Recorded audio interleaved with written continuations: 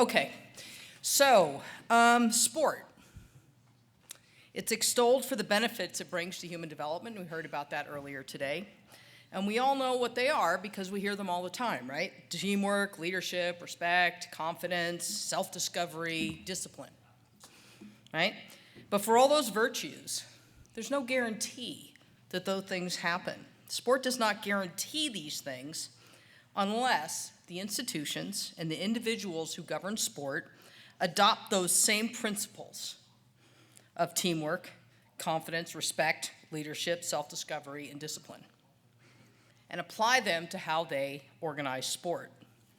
I'm going to tell you a personal story because I think as humans we connect more when we share things and anecdotes.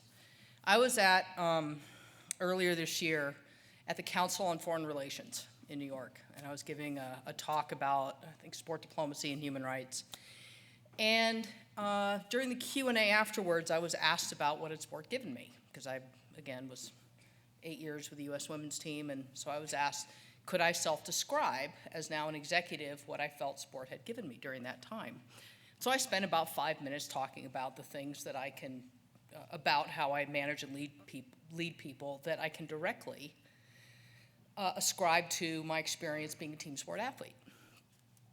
And so it was about a 5-minute answer, and after the panel was over, a young woman walked up to me.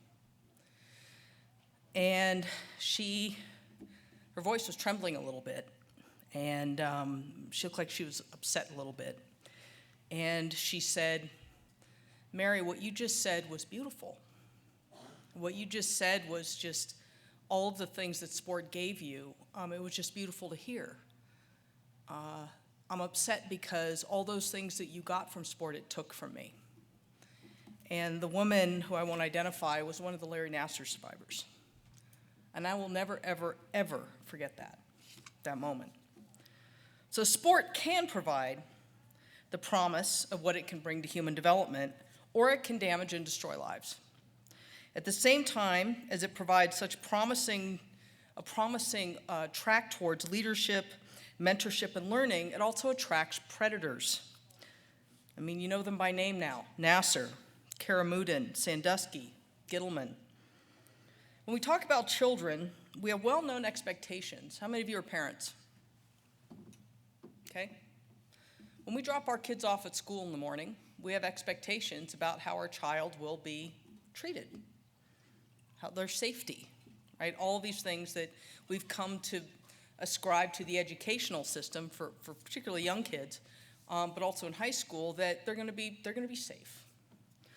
But when you drop your child off to baseball practice or soccer practice or whatever, do those same sort of norms apply to how your child's going to be safeguarded?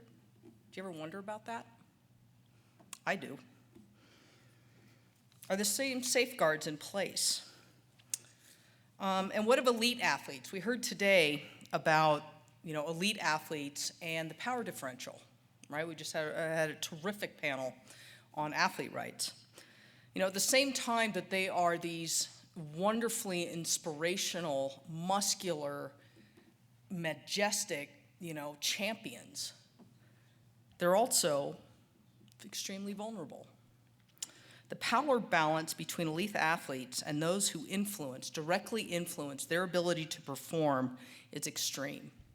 And I'm going to ask Nancy to give a statistic on a study that was given that I think is very telling in the power differential. In 2007, the International Olympic Committee did research, and they found that the more elite the athlete, the more likely they were to be abused from someone within their own entourage. So that's pretty telling. We think, and I can remember this. I mean, for those of us who've been inside locker rooms or whatever, you can perhaps understand and relate to that vulnerability that you feel when you're competing, because it's very real. So in this session, we're going to examine the responsibility of protecting and safeguarding athletes, be they children, be they youth, be they adults, from abuse and the predators who prey on them. And we have an incredible panel to help us do that. So I'd like to start with the magnificent Nancy Hogshead-Makar, the CEO of Champion Women. And in addition to being a 3-time Olympic gold medalist, did I get it right? Did I get all the golds in there? I just have one, so, okay. But also a silver. A silver, okay. That's kind of amazing. Yes. There are a lot of us in this room. Yeah, a lot of Olympians in the room. But you've been doing this work since 2010. You've been talking, kind of shouting into the wind about child safeguarding and protection of athletes against sexual abuse for years. And finally, people are listening. So I would love to hear you and give us your perspective on what you'd like to share with the group today. Thank you very much, Mary. Do you want me to speak from here? It's entirely up to you. I think I will. And is there a clicker? It's right here. It is right here. Make sure it's turned on. On. Aha, thank you. All right. It's a privilege to be able to be here. My alarm clock was set for 2:30 in the morning for me to get from Sonoma, California to San Francisco Airport to be able to be here on time, and wild horses couldn't keep me away. This is one of the most sophisticated audiences that I've ever had the privilege of speaking to, and I wish I'd heard the panel beforehand before I made my slides, because I'm actually going to skip over a lot of stuff because they covered it so well, and they made those points very well. We're going to talk about sexual abuse, the whole panel, okay? And the reason why I have that face there is the first time when I put something on Facebook about sexual abuse, and I do a lot, the first 3 comments are almost all the same, which is, number 1, kill him. Number 2, chop off his testicles. Number 3, put him in prison for life, okay? None of those 3 things are going to happen. And I understand that's an emotional response of how it is that, when you're confronted with something that has happened, like a Larry Nassar. But it's not going to keep kids safer. We have to actually come up with strategies and think about how it is that we protect and empower children. Okay? So I want you to move from your emotional part of your brain where you say like, ah, okay, and over into the rational thinking part of your brain.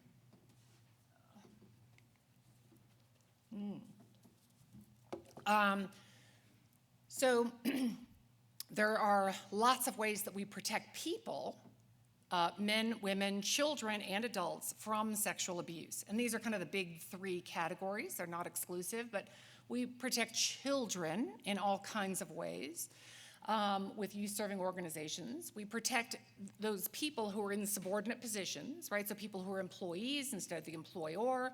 We protect people who are prison guards or religious leaders, or even there's special statutes dealing with people who live in public housing. And then third is we protect people by professional license. So doctors and lawyers and therapists and religious leaders, all of them get certified by someone who does an investigation very similar to what the U.S. Center for SafeSport does, and determine whether or not this person is in the community or not, whether we're going to kick them out or not. Okay?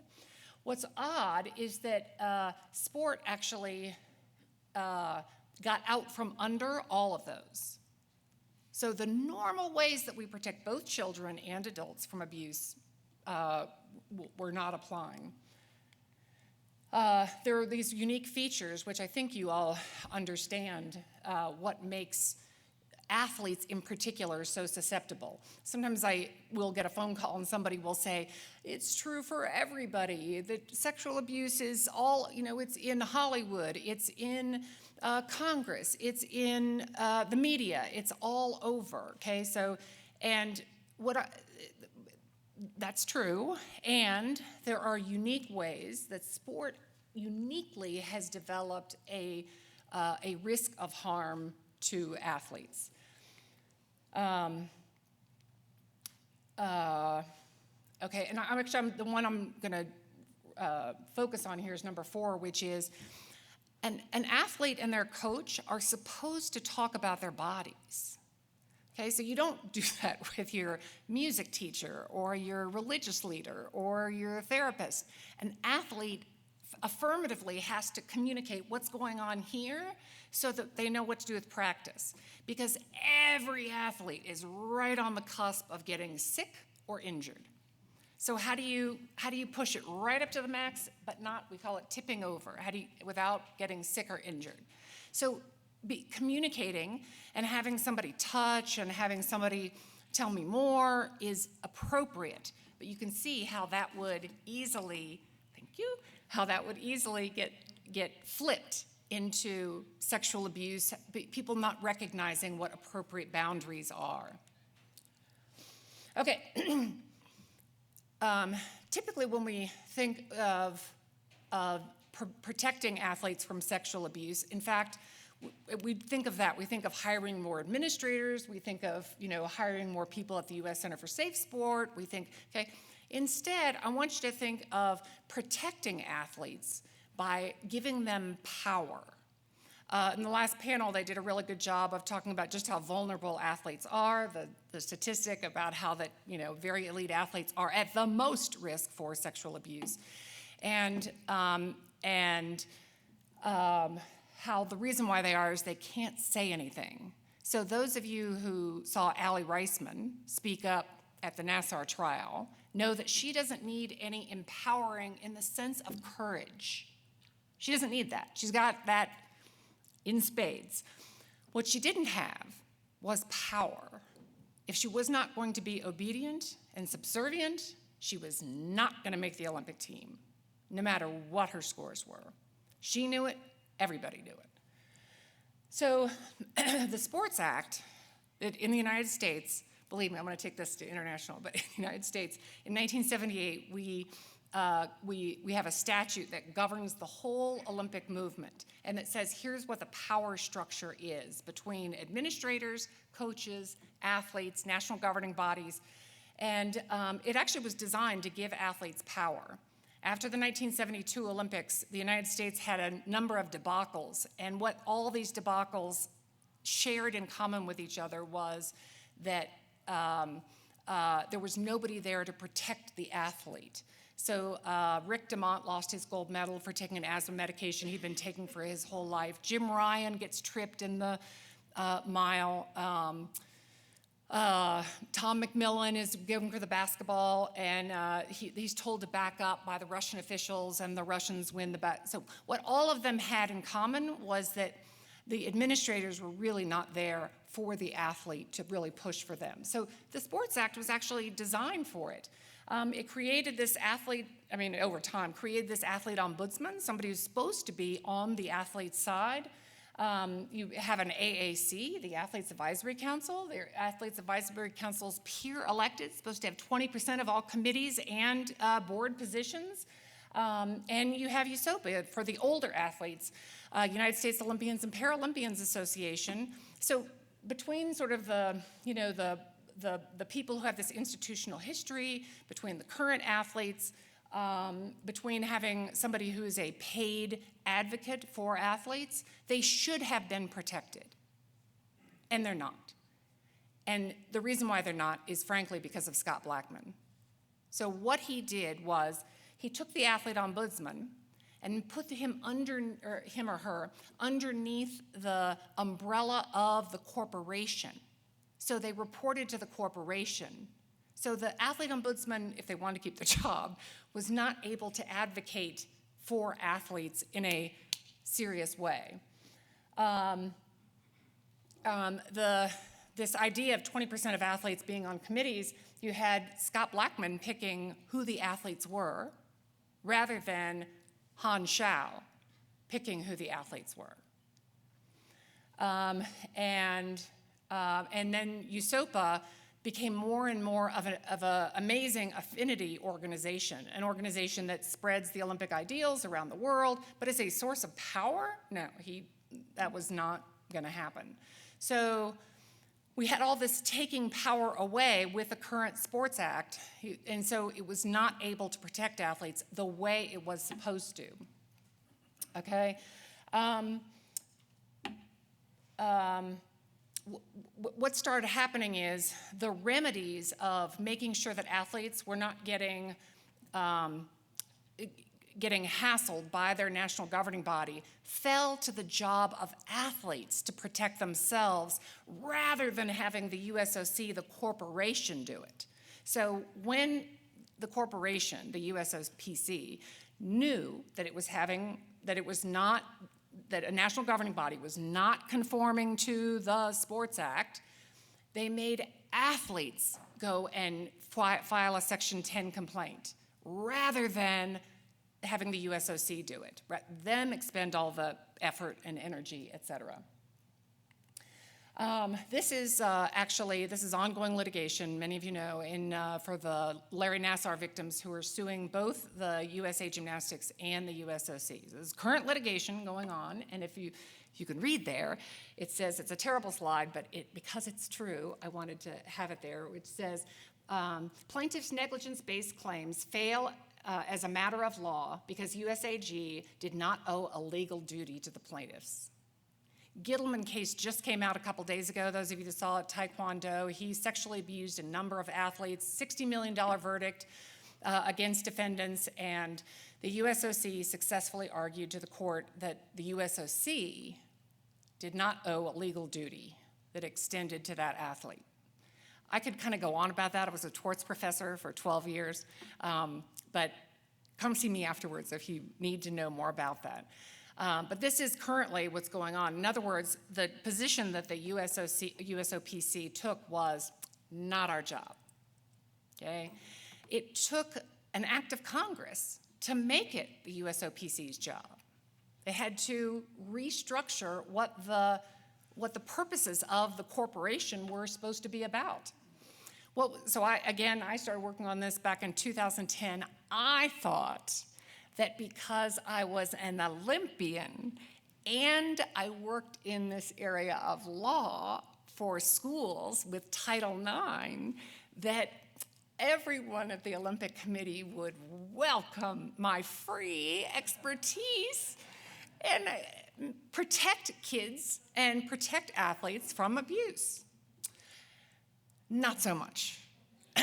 And we made a lot of changes, but I have to say that we wouldn't be anywhere if it had not been for Larry Nassar and the amazing victims who came forward and just testified so well. That is a unique feature of this current generation, is they've really shedded a lot of the shame of having been sexually abused, and they're willing to talk about it much, much more. I love it. I think social media has helped that tremendously. But be clear, this is not unique. This is the only difference between Larry Nassar sexually abusing and all the other coaches. My coach is on the banned list. My 1984 Olympic coach is on the banned list for abusing my teammate at the time, who was 16, Mitch Ivey. So the only difference is scale.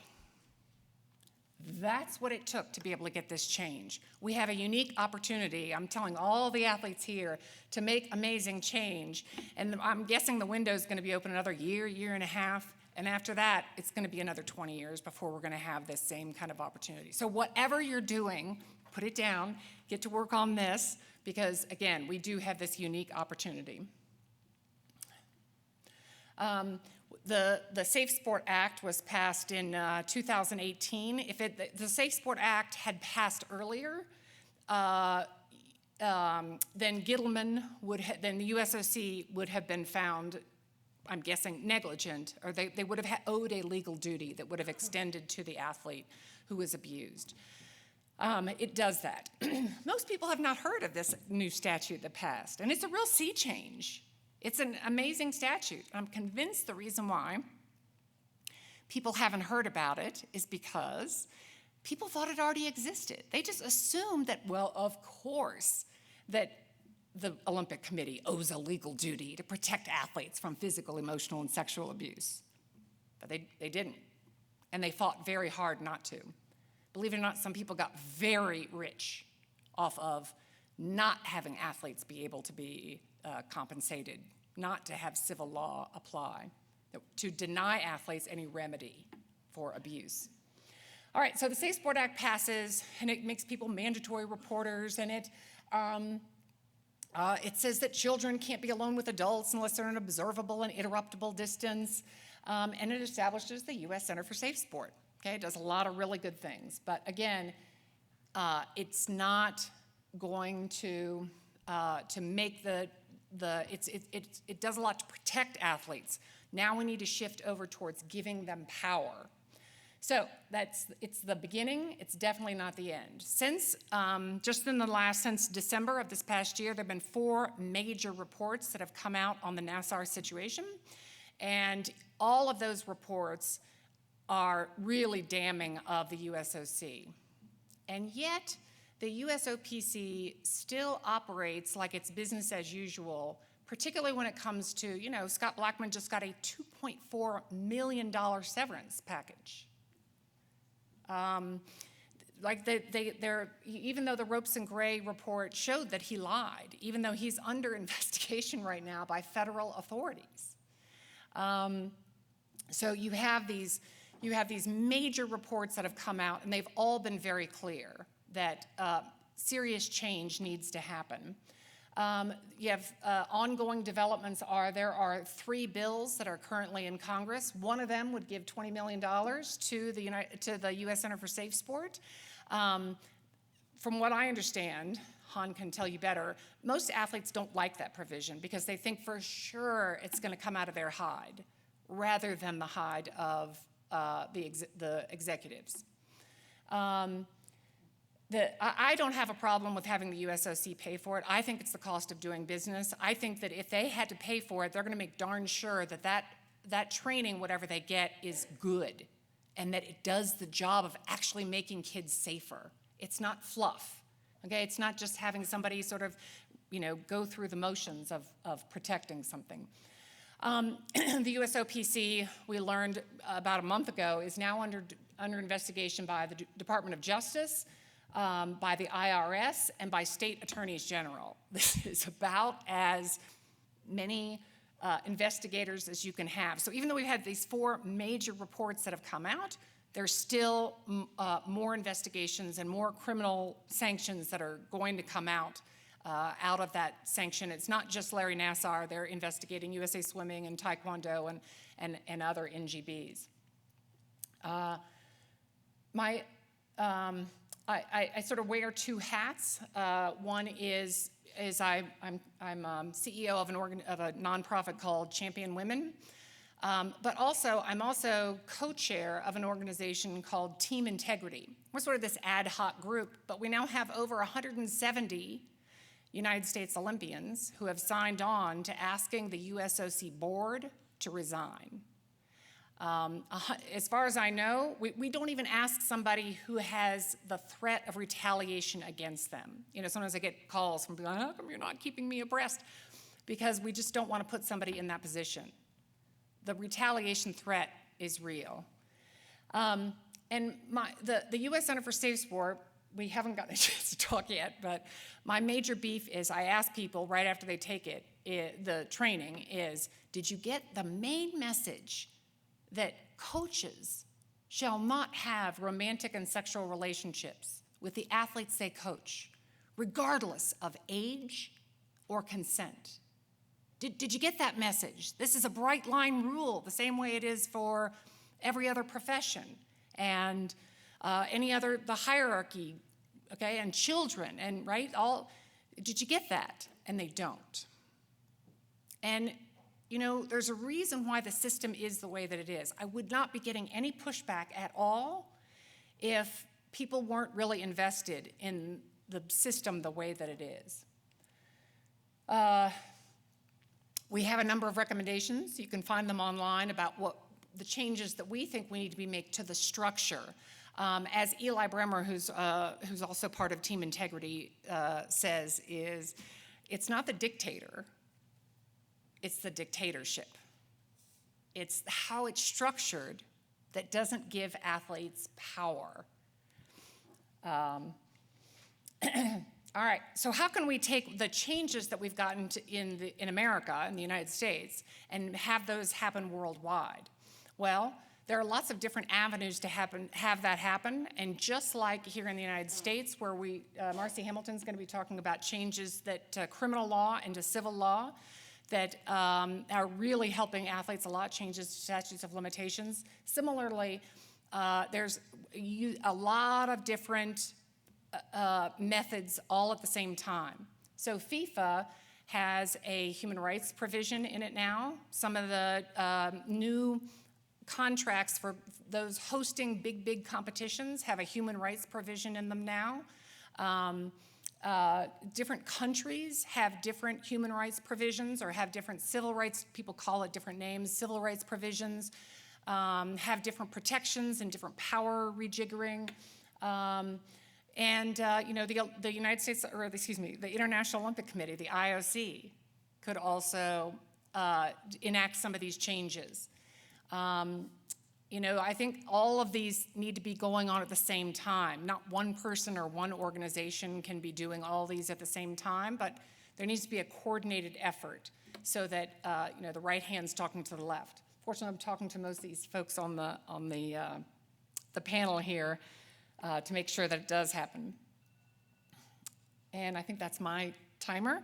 So with that, thank you all very much for having me here. I'm going to be here for another panel, and we've got great other folks who are going to be talking to you next about this issue of sexual abuse in Olympic sport. Thank you.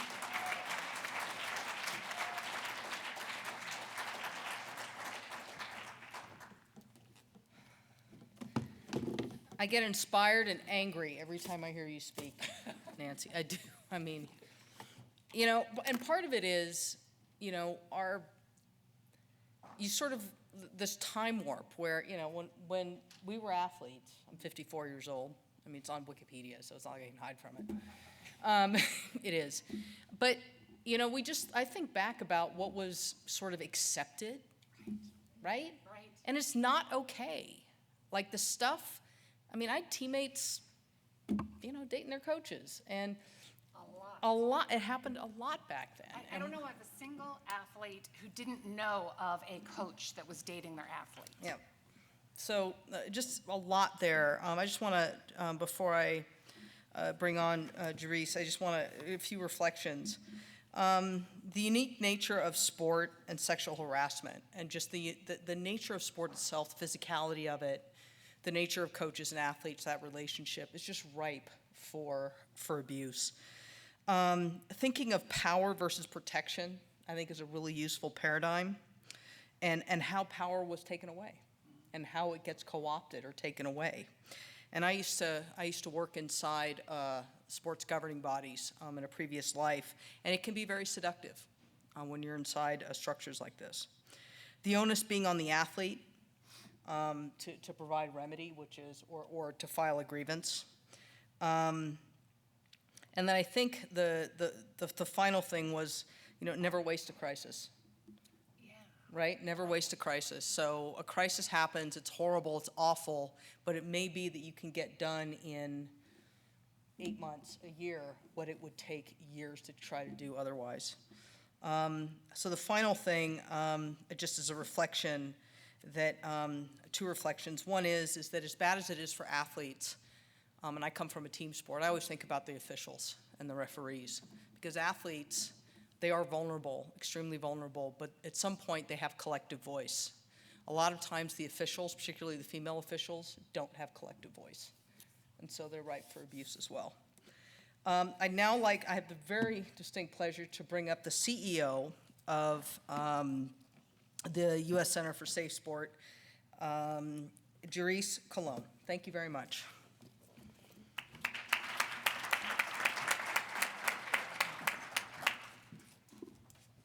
Thanks.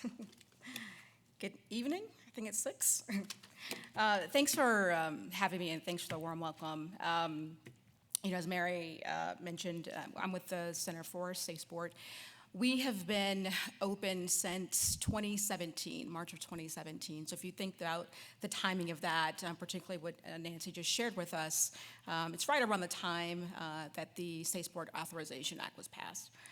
We were formed for a number of reasons. Some call us a watchdog, others call us the cleanup crew.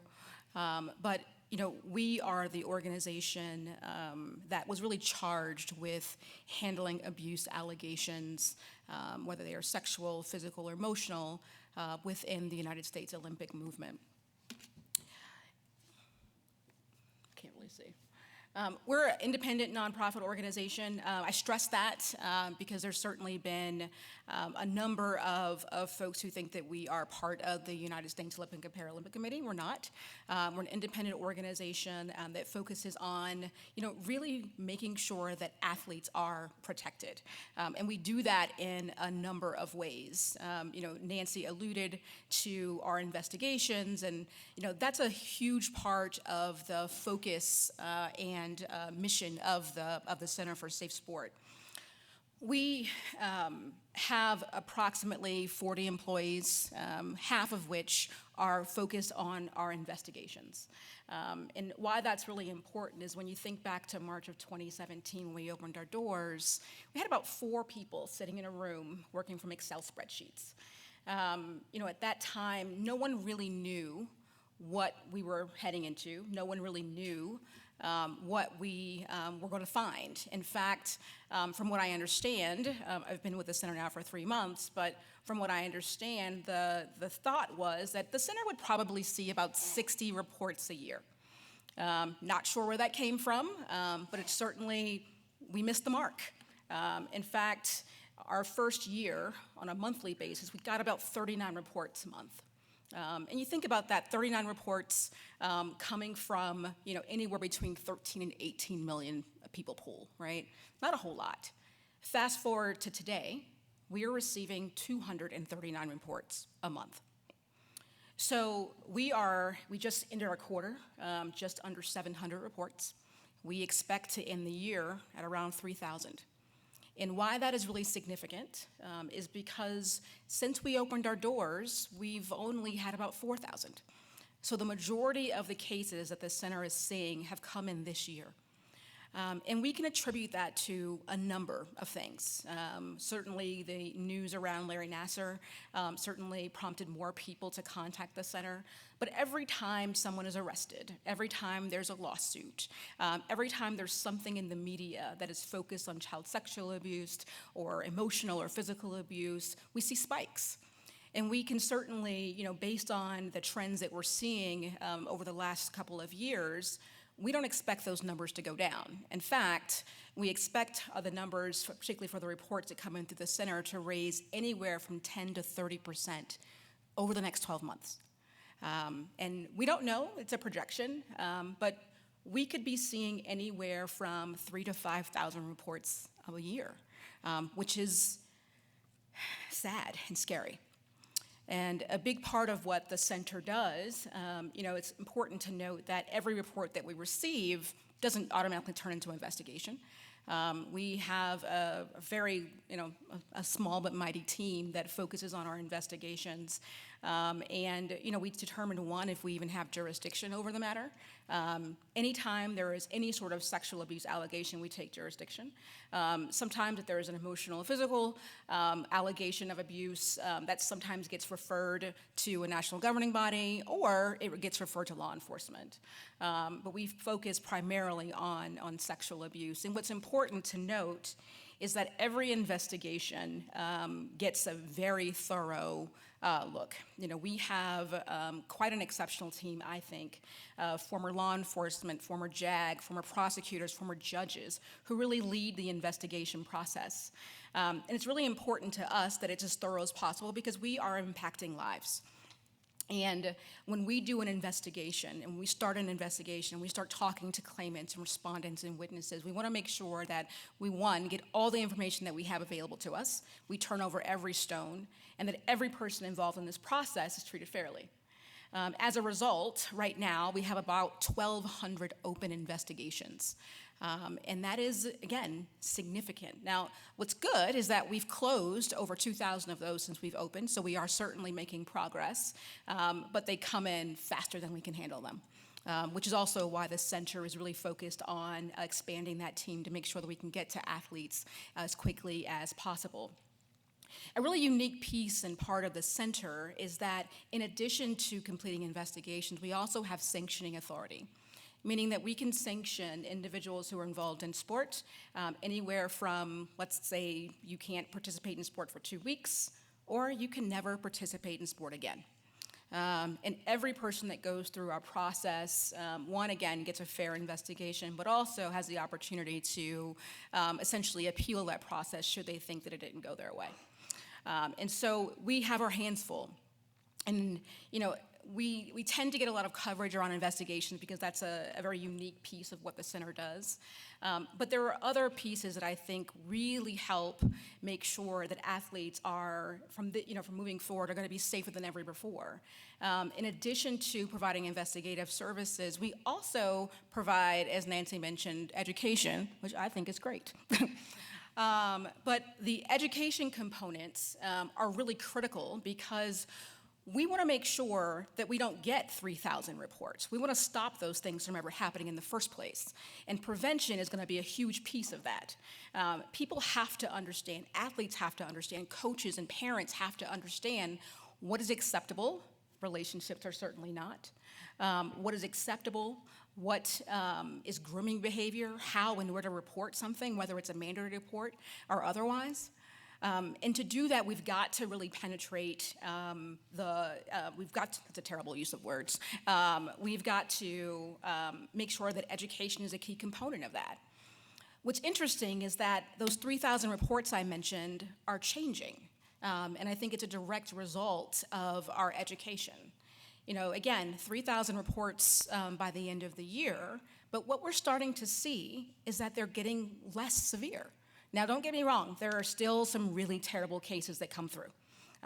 It is heartbreaking to learn of some of the things that happen to athletes. But what's the bright spot is that people are starting to report things earlier, meaning that they're recognizing when relationships are inappropriate.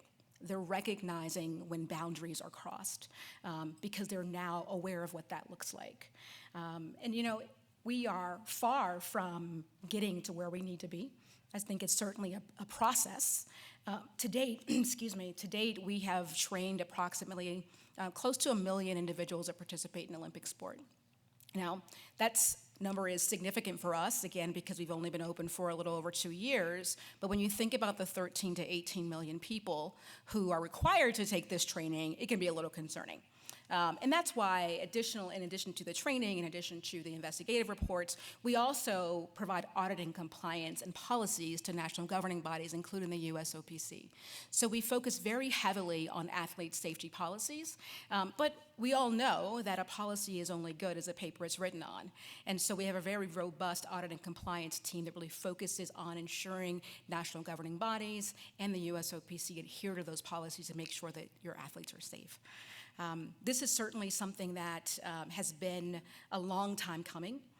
It is certainly something that we cannot do alone. In fact, everyone in this room, just based on the title of this conference, has a role in the protection of athletes, and certainly has a role when it comes to preventing sexual abuse in sports. We are, I think we're headed to a place where there's just a time of reckoning, I think, and that's just not only in Olympic sport, but when it comes to society as a whole. And it's really nice to see that, one, this conference is focused on elevating voice and athlete power, because that is something that's going to be absolutely critical to how we move forward when we're protecting youth and particularly protecting athletes. I don't know where I'm pointing, but I did want to just end on one slide. I don't really use slides, so if you haven't had a chance to take a look at the U.S. Center for Safe Sports website. I strongly encourage you to do so.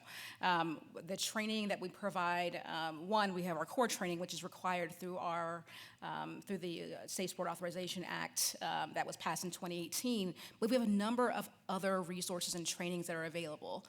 So for example, we knew that we had to get to parents because they're going to be a critical piece to that. And so we released a number of parent-focused resources and athlete-focused resources to help do that. We also know that as we collect more data and understand what those reports look like, that we'll start to change some of our offerings. So for example, next year, what you can expect from the U.S. Center for Safe Sport is a new course specifically for medical professionals, a new course specifically for adult athletes.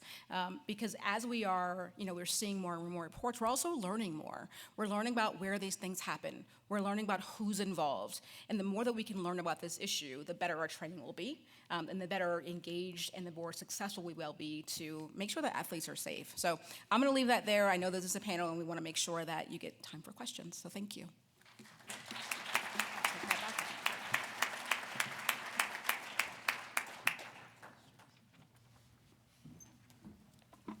Sorry, I keep moving around. So a couple thoughts, and one of the things, and maybe it's a bit of a rhetorical question, but maybe when we get into the Q&A at the end, I just have some questions as I'm listening to everyone talk. One is I don't say compliance, but we've heard about, bad guys, bad people, right? They can't be in sport anymore. How do we make sure they don't somehow find their way back into sport? Right, that's a big one. And then the idea, and I didn't talk about the UN guiding principles, but the idea of how do you can make recommendations to sports bodies, but at the end of the day, where's the ability to actually get them to actually do it? Like, where's the leverage? And honestly, that piece is through the U.S. Sorry. It's interesting because this is our first year of actually doing audit and compliance. And what we found is that, some of the NGBs are really well ahead of others, but there are those that we have to continue to follow up with to make sure they're heeding those recommendations. And that's because of the way that the Olympic movement is structured. The enforcement of that is actually with the USOPC.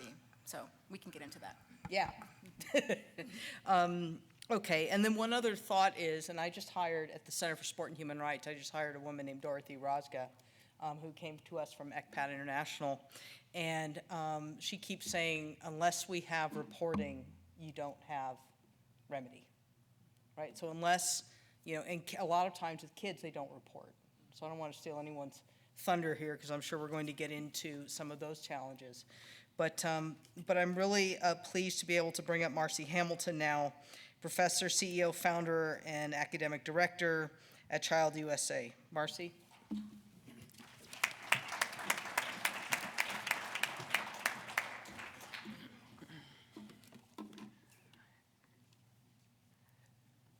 So I want to say that it is inspiring to see so many people here for this topic. I come into the issues involving sex abuse in sports from the sex abuse arena. So I've been studying these issues for 20 years and started Child USA for the purpose of having a think tank. It's the only think tank in the United States that's dedicated solely to ending child abuse and neglect. We're based at the University of Pennsylvania, and we put the best social science with the best legal analysis for the best laws to protect children. I am not a fan of SafeSport, but I've said that in writing repeatedly, so I don't think that's going to be much of a surprise to SafeSport. But let me first explain where I think we need to go to protect children in sport globally, and then I'll talk about why I do think that SafeSport cannot achieve what it is that it needs to achieve. We don't have enough science on abuse in sports. We really don't, right? We don't have enough knowledge about it. What we do know for sure is that athletes are sexually abused as children. There is no question about it.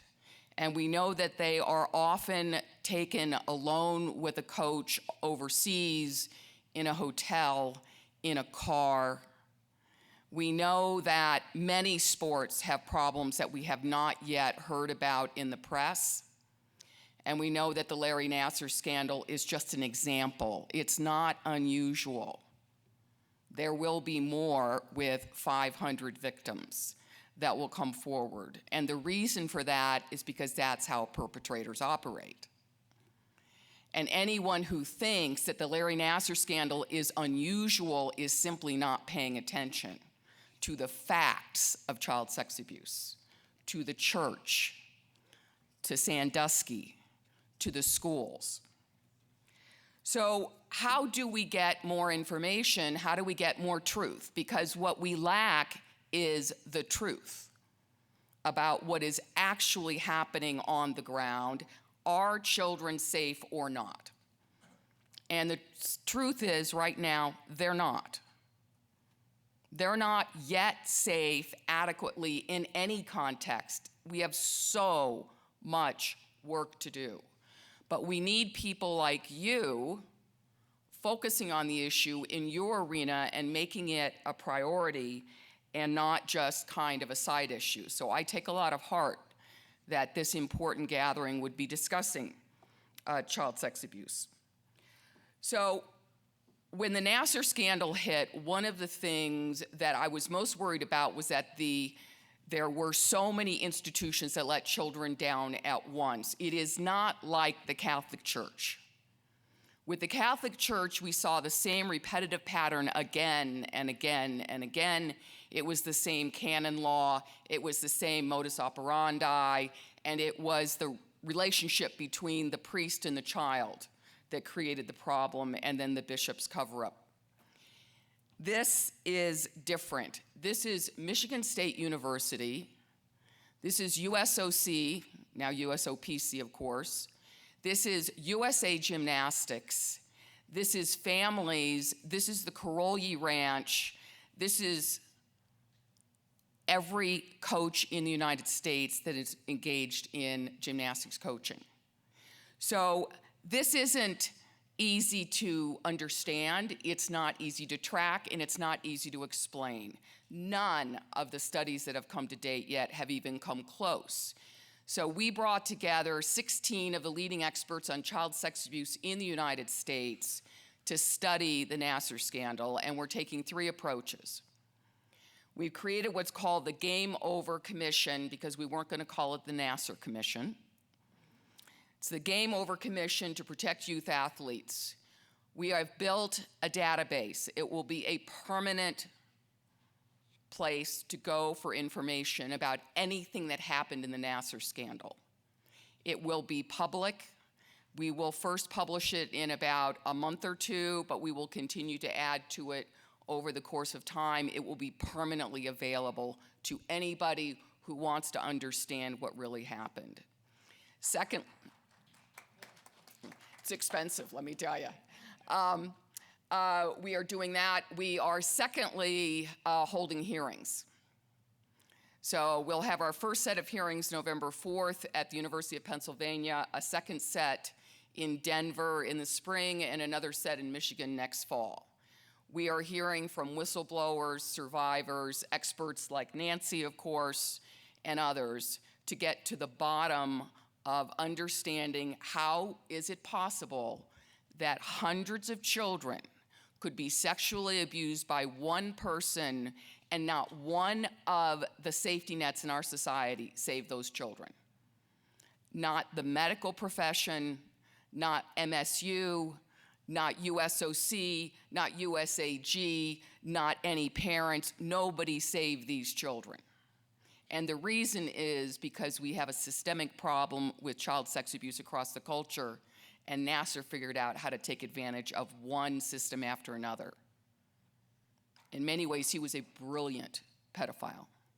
And thank God he is in jail for the rest of his life. But how do you empower victims? So I'm going to take a page out of how we have empowered victims in the United States, in Chile, in Scotland, across the world. How do you empower victims? You give them the legal power to hold their abusers and the institutions to account. You give them the power to file criminal charges. You give them the power to sue. So why do we know what we do about Nassar so far? It's because the state of Michigan opened up an opportunity for the Nassar victims to sue. That's the only reason we know what we know. We are going to know a lot more very soon. One of the primary things that we work on at Child USA is ending the statute of limitations, the deadline for filing lawsuits and for filing criminal charges involving child sex abuse. The statute of limitations movement is on fire this year. We have never seen this much activity to create access to justice for victims than we have this year. In August, New York opened a window. One of the victims suing is Sarah Powers Barnhart, the victim of Rick Butler from volleyball. Now think about it. She came forward in 1996 in print, in Sports Illustrated. It was the sports story of the year that Butler was routinely sexually abusing girls, including herself. And it took until 2018 to take him out of being a coach. 2 years ago, he won nationals. She now has the capacity to go to court and get the facts and get the truth and release the truth. New York is open. There will be a slew of athletes that will be suing. New Jersey is opening up its statutes of limitations on December 1st. And what's amazing about New Jersey is it's going to let both child victims and adult victims of sex assault sue. We're going to find out about a lot more about sports in New Jersey. California, today, I am told, I am promised, that Governor Newsom has just signed a 3-year bill that will create a window. Victims in California of child sex abuse are going to be able to sue for the next 3 years. Again, we're going to learn about sports. So let me just close by quickly saying, why do I think that SafeSport isn't close to enough? SafeSport has mandatory ADR, mandatory arbitration in the middle of the process. And what mandatory arbitration does is it keeps everything secret. There is not nearly enough transparency with SafeSport, right? We know about thousands of cases. We need all of those names. We need the names of every coach that's being investigated. We would know that if those cases were in the courts. We need to know who's talking. We need to know who's saying there's a problem. So from my experience of working on these issues right now, the problem with SafeSport is that it is still too secretive. It's still too silent. So if there's anything we need to do with federal law, we need to change the federal law so that it mandates transparency. And that's what I hope happens. Thank you.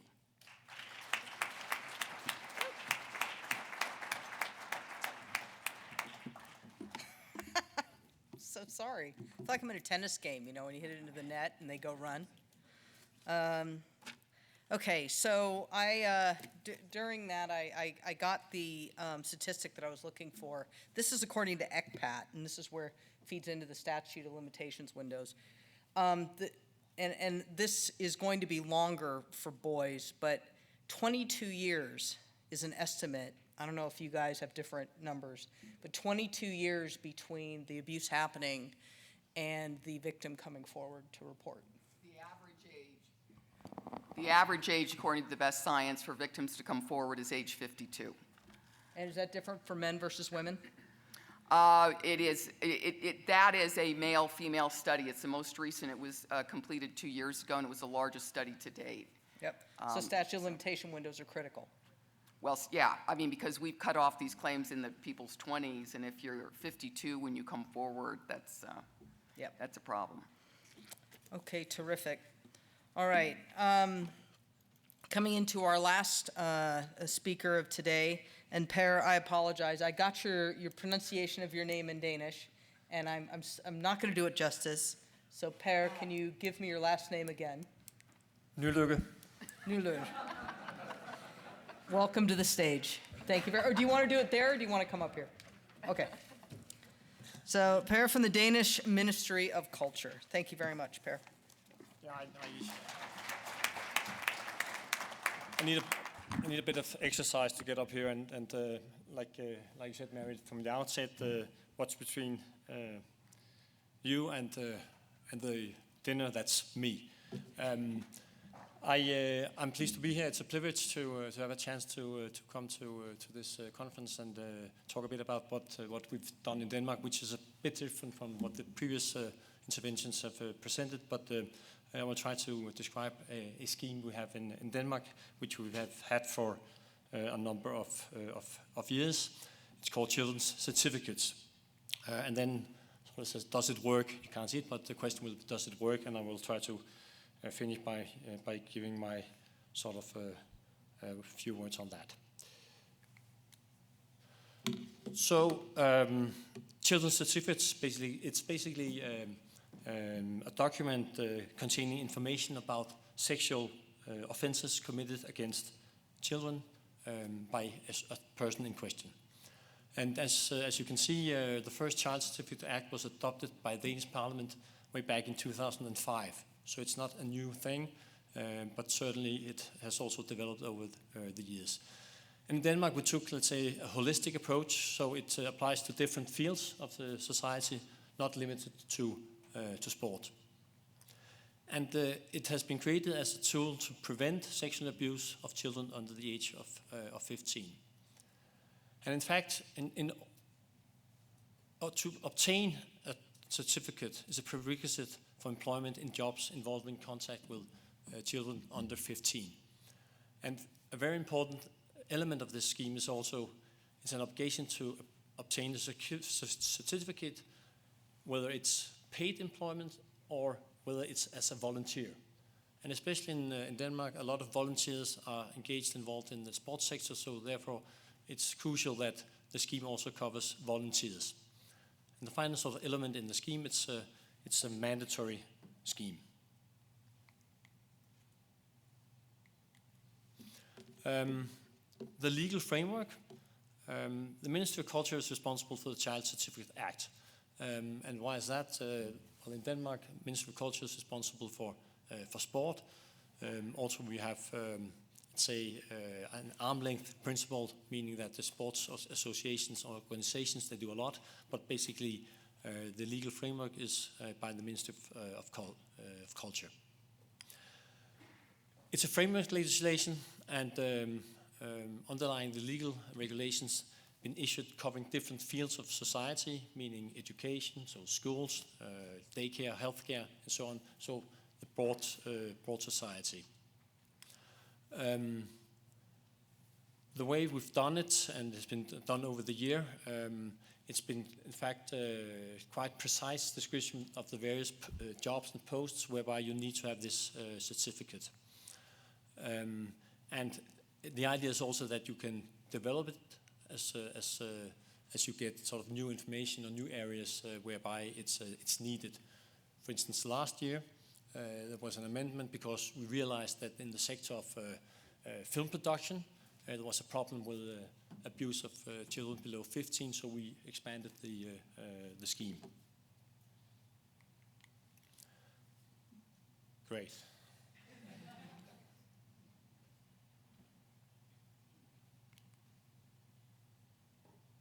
So, who is covered by the scheme? Persons who apply for a job where the employee is, and again, remembering that when I talk about an employee, it's also volunteers, in a position where he or she has direct contact with the children under the age of 15, or in a position to get in direct contact with a child below 15. And what's the difference? If I give a concrete example, if you start as a trainer in the local basket club and you train the below 14 team, then you're in direct contact with the children and you need the certificate. But also if you work as a janitor in a school, well, you're in a position to get the direct contact with the child, but you're not sort of engaged to do so from the outset. Then a final element is if you're already employed, you're not obliged to obtain a children's certificate. It means, for instance, that if you as an employee would like to have, let's say, every 5th year, a run through all your employees, then it's not a part of the mandatory scheme, but you can do it sort of on a voluntary basis, so to say. So, what's the content of the certificate? It's contrary to traditional criminal records. Children's certificates only contain information about sexual offences committed against children, and that's including sexual intercourse and other sexual relationships with children under 15, and also the possession of child pornography. And unlike traditional criminal records, the certificates would last for much longer. In Denmark, traditional criminal records would last 10 years. Children's certificates will last for 10 years or 20 years, or even up to the point where the person with the offense turns 80, of course, depending on the severeness of the offense.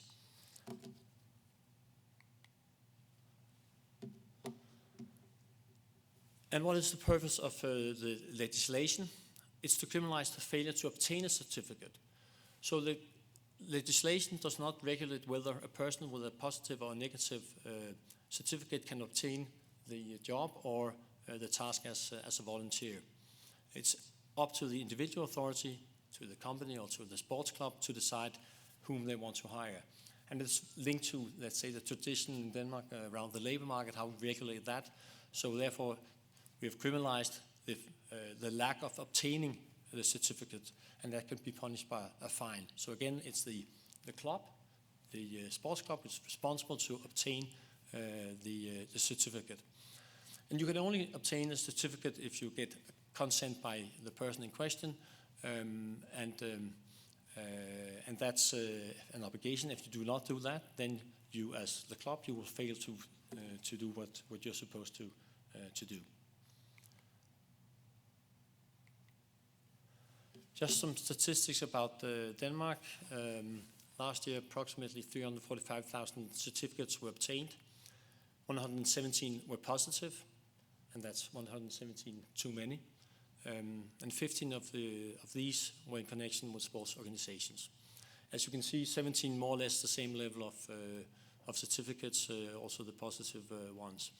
And I think it's pretty interesting that even with such a scheme, you still get 117 positive certificates, meaning that a person, knowing that I have a positive childhood certificate, I still apply for the job, or I still go for the post as a volunteer because I'm still dragged to the young people.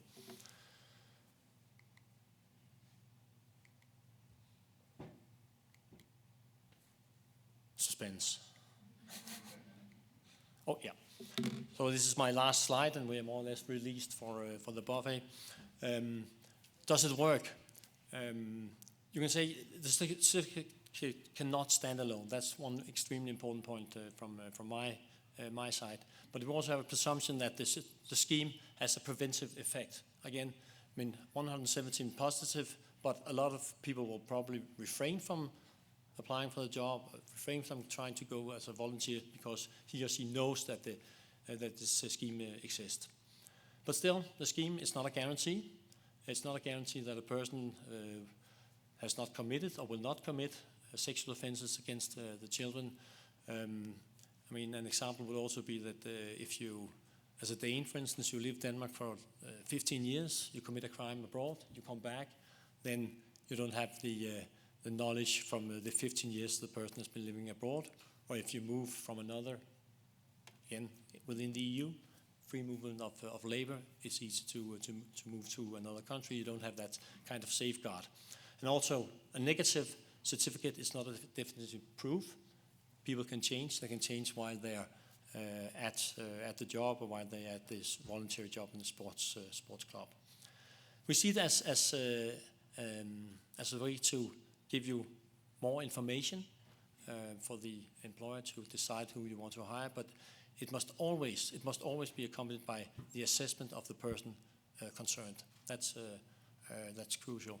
So again, yes, I think we will say it does work. It helps, but it's certainly not a guarantee. And you must always look at the individual you are either hiring or engaging as a volunteer. With this, I will finish, and I'm ready to answer questions also over the next couple of days. I'm available during the whole conference to discuss this. Thank you.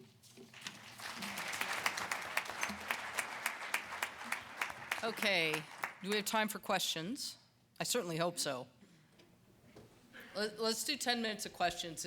I mean, people are dying to ask, and so I think we're going to start in the back. So in the back here, gentlemen, then the lady with her hand up, then this gentleman right here, and then, so that's 1, 2, 3, 4. You're on. Hi, Peter Donnelly from the University of Toronto. The panel was supposed to be about safe sport, but the focus was only on sexual abuse. And the data seem to show, and athletes certainly report, that psychological and physical abuse and bullying are far more prevalent than sexual abuse in their experiences, and also create an unsafe climate for athletes and can have long-term consequences for athletes in a similar way to sexual abuse. True. We're actually doing a study of elite athletes in the Olympic system in the United States to figure out the incidence of abuse and neglect. There really is not a definitive study that explains that and that has enough of an explanation as to what's really going on. So I completely agree with that, and we just need to do more work on it. We're very fortunate to have funding from Global Sports Development and the Oak Foundation to be able to study that. Perfect. Right. Sorry, Nancy. Yeah, I was just going to say, unlike Marci Hamilton, where we agree on lots and lots of things, but I say that the U.S. Center for Safe Sport has to succeed. It must. Right now, it's only handling sexual abuse because that's all they can do. With 3,000 reports, if you opened it up for the other kinds of abuse, right now those are supposed to be handled in the United States by different national governing bodies, each sport. But ideally, you know, you'd have one organization who'd be doing it all, but they just can't right now. So, as the representative for the U.S. Center for Safe Sport, I can tell you that in addition to child sexual abuse, we also focus on emotional and physical abuse as well. Why we talk about sexual abuse so much is because those are the cases that we are the most concerned about. And as Nancy mentioned, we do have a very small team. With an equally small budget. And so we have to prioritize, unfortunately, and we end up focusing a lot on child sexual abuse claims. Many of the emotional and the physical abuse claims, I would like to say we're not just ignoring those. We also investigate those as well, and depending on what the severity of those and the complexity of those do get shifted down to national governing bodies to handle. So for example, let's say you have a report of two 15-year-olds who are being mean to each other in a locker room. Well, that is not something that the U.S. Center for Safe Sport will investigate. We will send that back to the national governing body for them to handle, because when you're dealing with those types of things, it's best if it's handled on the ground level. So. Thank you. Okay, great. Right here. Hi, I'm Whitney Bragnello, Canada, Netherlands. Thank you, panel, very much. My question will be directed at Marci because she kind of touched on it a little bit. So in 2015, I was working at a World Championship. I was not there in the capacity of integrity. I was actually there as a part of an anti-terrorist unit. A 16-year-old girl was sexually harassed, and a volunteer had part of the organization for 20 years was trying to get her back to his hotel. Of all the people there, she ended up approaching me. I went to law enforcement on site. I went to organization representatives. I went looking for support services for this child, and I got a runaround. I kept thinking, who is stopping this man from going to another sport organization? So my question is, who, if anyone right now, is a leader in robust SOPs, so robust standard operating procedures, surrounding an athlete point of contact during international events when there are incidences of integrity issues like sexual assault or sexual harassment, obviously we want prevention, but this was day 2 of the event. She had a week and a half to go, and we can have integrity units, we can have hotlines, ombudsman, but who is on site supporting these children? Okay. So Nancy may have a better specific answer, but let me just say that is a question that applies in every single circumstance with sexual abuse of children right now. We are not doing a good enough job to prevent. We're not doing a good enough job that when someone does come forward immediately, that we help them. I mean, the runaround that children get in state CPS, Child Protective Services, is outrageous. We've just found out in the state of Pennsylvania that all the children that were in private juvenile detention facilities were being abused. They're run basically supposed to be overseen by the state. Nobody was bothering to oversee it. So the bottom line here is that adults prefer and protect adults.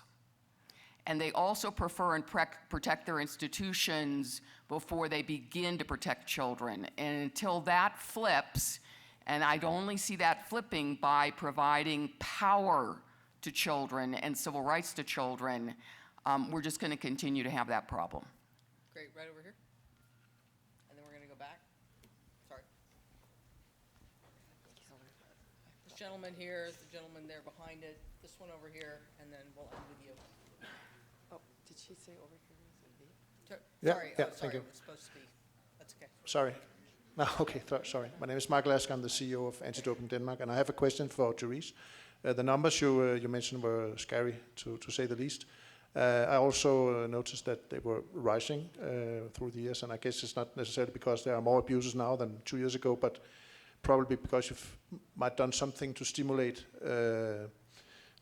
athletes or children coming forward with those cases. And the reason I'm asking is we are struggling in general in anti-doping organizations with the fact that it's not so easy. I mean, athletes or the people surrounding athletes, the entourage, are not queuing up, coming forward with the allegations or suspicions, whether it's anti-doping, match fixing, or other kind of integrity issues. So have you done anything special to stimulate that children are coming forward? Thank you. So, yeah, you're right. The numbers are going up, and there is no indication that they're going to plateau at any time soon. I would say that what the center has done is provide a place for people to report. But the spike is not all due to us. The United States has simply taken this on in a number of ways and venues, and people see this a lot. And so the more that we're talking about it, I mean, I've been in this work for about 20 years, and probably in the last 5 years or so is the first time where I have seen the issue of sexual abuse covered in prime time, where people actually want to talk about it and they want to find solutions. That has not always been the case. And the more that we talk about it, the more that we educate the public on what is acceptable and what's not, and that there are mechanisms in place to protect youth and protect athletes, I think the numbers are going to continue to rise. Okay, terrific. Over here. Yep. My question is related but different, and I'll try and keep it quick. Andy Brown from the Sports Integrity Initiative. We heard a lot about the numbers in the US, and what we know from doping is in some countries the problem is hidden. Now, I suspect the problem is hidden in many other countries, and I suspect we have a massive problem across the world with this. And I want to know, are you guys doing anything to reach out to organizations in other countries so that we can uncover this problem and deal with the athletes who can't come forward for financial, economic reasons, etc., in other countries that are no doubt suffering just as much as they are in the US? Does anyone? So I can say for the Center for SafeSport, because we've only been open for about 2 years, we're slow to that process. But forums like this certainly help us to share best practices information. I think one of the things that the states has going for us is that there was a law in place that really mandated our existence. And I think that we can certainly share how that process went and what we've learned. Because, when we first opened our doors, we didn't really know what should we go right or should we go left, up or down? We've been learning along the way. And so we are more than happy to work with other international organizations to kind of talk about how we made it to this point, what we've learned, what we've done well, what we've not, and where there's certainly room for improvement. Okay, Nancy. Yeah, if I can just let some of the steam out of my ears. In 2010, the USOC had a special commission that said that they should create the U.S. Center for Safe Sport. Then they went and they had another think tank that looked at the U.S. Center for Safe Sport. Scott Blackman announced it was going to happen in 2014. He made the announcement that it was going to start.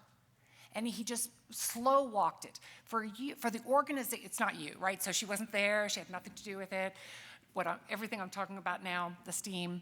But the slow walking and the failure of the board to address what was going on. Again, he got $2.4 million. That was more money than the USOC was giving to all of SafeSport. Okay? His severance package is more than that. So they've known that this has been a big issue for a very long time.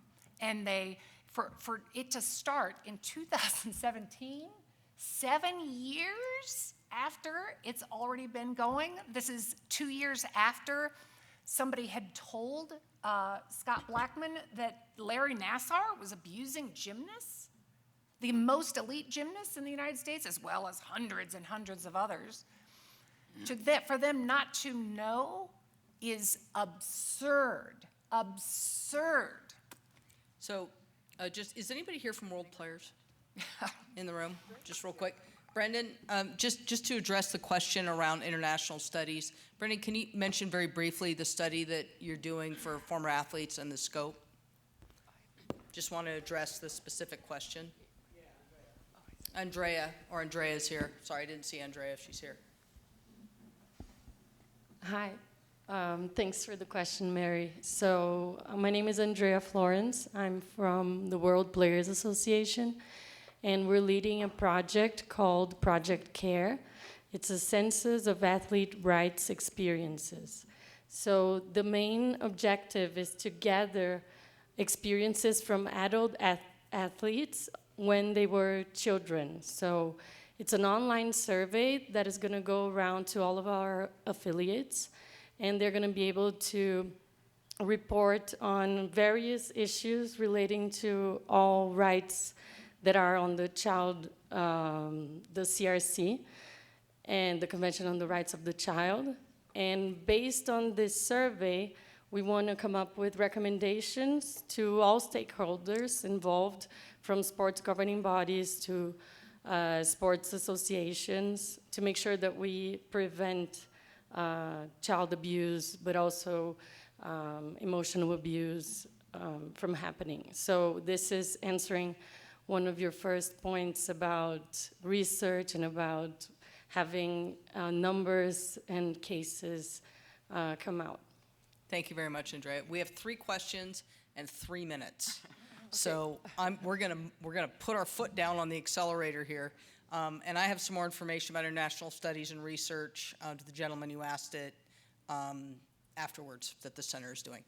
Right over here, lady right. Hi, I'm Marina Schweitzer from National Public Radio in Germany. We've reported on the topic quite a lot, and there has been a question touched that I think also Nancy mentioned, why governments who fund organizations like sporting organizations, why they don't do more. And you mentioned Congress, and they passed a law that the NOC owes a legal duty. And my question is really, how do you think can this threshold be passed within governments that they really put it on their agenda to say, you know, no money anymore for those organizations who don't have any rules that really work? Leverage.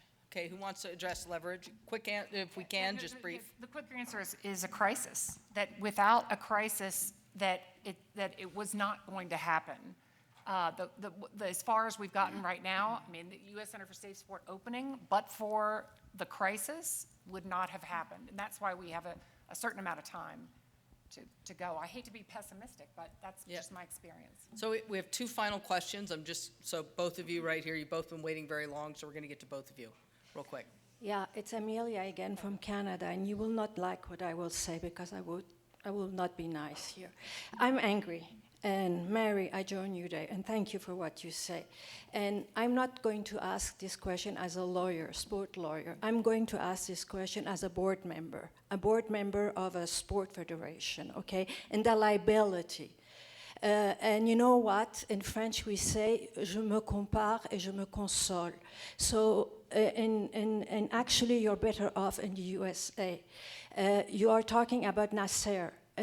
In Canada we have the same thing. We had this ski coach. He actually put, Charret, he actually put minors in pregnant. Okay, and at least at the US, at the gymnastics, you had people who resigned on the board of directors. In Canada, nobody resigned. And at our Olympic Committee, nobody resigned. Our chair of the Olympic Committee of Canada, Marcel Aubu, also sexually harassed more than 300 people. My friend Dick Pound, who is also on the board of directors of the Olympic Committee of Canada, who is also going to speak tomorrow about governance. LOL, a lot of laughs on my part, okay? He is going to talk about good governance. He didn't resign. He knew about the sexual harassment of our CEO. So I'm looking forward, Mr. Pound, tomorrow, what you are going to say about good governance. You are a board of director. You have a liability. You have a liability to make sure that the CEO of the Olympic Committee of Canada. So what are the responsibilities when you sit on a board of directors? Okay? Yeah. So in Canada, nothing happens. So my question is, shouldn't there be international criteria? So when you're on a board of directors, you have a strict liability. Somebody on there is some sexual harassment in your corporation. The board of directors are liable. Let's go ahead and get the answer to the question. I mean, the quick answer is that Canada's law is not nearly as strong as the United States law in the states where the victims have gotten the right to sue. It has damage caps, and what we found in the United States is, how do you force organizations to change? The only way to do it is through the power of the victim in the courts. I understand that, but I've compared Canada and the United States. Okay. All right. Since something was, I think in the interest of just fair play, perhaps does Mr. Pound want to offer a response? I don't want to put him on the spot, but just... Or, not seeing anything. Okay, in the back, final question. Yeah, my question, Jerice, I didn't know that ADR was mandatory in SafeSport. Marci Hamilton brought that up, and I'd like to know why SafeSport makes ADR mandatory as opposed to voluntary. So, can you refresh, what does ADR mean? Alternative dispute resolution. Thank you. So when you're talking about ADR, you mean the arbitration process, I'm assuming. Right. Right? So we give every respondent the ability to go through an arbitration process. It is not required that they do so. In fact, less than, I think the last number we had of all of the investigations that we've completed, only about 20 people who have been found to be permanently ineligible actually went through the arbitration process. So it's not mandatory that they do it. We just have to give them that option, and that's the way the law is written. But they don't go to court. It's an arbitration judge. The athletes have to sign an ADR agreement. Oh, we're going to get into that tomorrow, I think. So, there's a lot to be said there. Yeah. Thank you all. Thank the panelists. What a great panel. Important topic. And with that, I will hand it back over to the chef. Thanks a lot. Thanks a lot again. Please bear in mind, we are going to continue